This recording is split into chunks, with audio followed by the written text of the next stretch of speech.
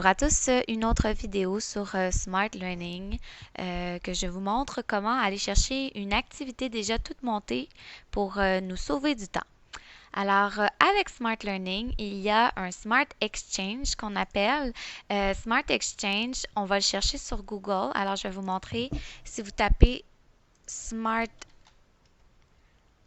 Exchange, vous allez arriver à ceci. Et voilà, vous y êtes. Ce que ça permet, c'est des activités qui sont déjà toutes montées, toutes faites, que vous pouvez aller intégrer dans votre classe de Smart Learning que je vous ai montré précédemment. Il faudrait voir l'autre vidéo si vous ne savez pas comment vous faire un compte avec Smart Learning.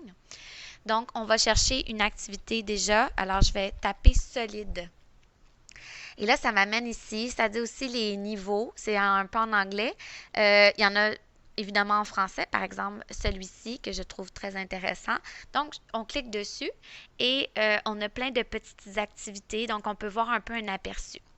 Quand on dit de sauvegarder en ligne, on peut aller changer des fois des petites choses, mais c'est difficile parfois de changer. Donc, si vous le téléchargez, vous pouvez aller sur OneNote, sur le notebook, pardon, que vous pourrez aller changer davantage. Là, ça, je vous montrerai ça une autre fois, mais je vais faire comme si je voulais l'activité telle qu'elle. Alors, j'ai sauvegardé, ben, je l'avais déjà cette activité-là. Je vais vous montrer qu'est-ce que ça donne.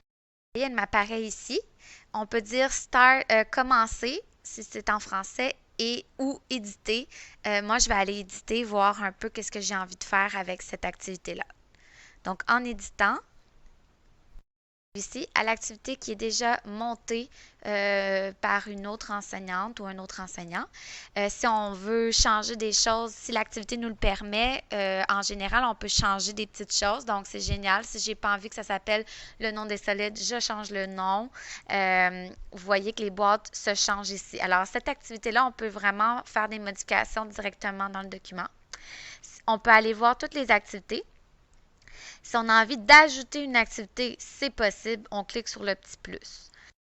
Alors, j'y vais. Si l'activité me convient, je lis les consignes, tout va bien, c'est parti, je l'aime telle qu'elle. Je vous suggère de ne pas tout de suite penser à comment vous voulez convertir l'activité. Si vous voulez le faire avec la classe, vous cliquez directement sur Finir d'éditer et vous allez commencer l'activité. Et là, vous attendez que vos élèves se connectent. À ce moment-là, on va vous demander à chaque activité qu'est-ce que vous souhaitez faire. Alors, si vous allez à enseignant, ici, ça veut dire que les élèves vous suivent. Ils ne peuvent pas toucher à rien tant et aussi longtemps que vous ne demandez pas de changer quoi que ce soit. Alors, le nom des solides, si vous descendez la page, ben, de leur côté, à l'ordinateur, ça change aussi. Et là, vous dites, OK, j'ai parlé de ma petite leçon. Alors, voici je vous demande de faire cette activité-là, c'est-à-dire, on est revenu sur les solides. Donc, déplacez-moi les noms ici avec le bon développement. Vous cliquez sur le choix que vous voulez. Est-ce que vous voulez que ça soit collaboratif en équipe? Et là, si vous cliquez sur collaboratif, par lui-même, il va vous demander combien d'équipes vous voulez faire. Puis là, par exemple, vous dites je veux faire 2 équipes. Là, les noms vont se placer. Là, vous allez pouvoir commencer l'activité. Et là, il y a 2 équipes qui se sont formées. Si vous voulez que ce soit individuel, dans ce cas-là, vous auriez dû cliquer sur individuel qui était l'autre à côté.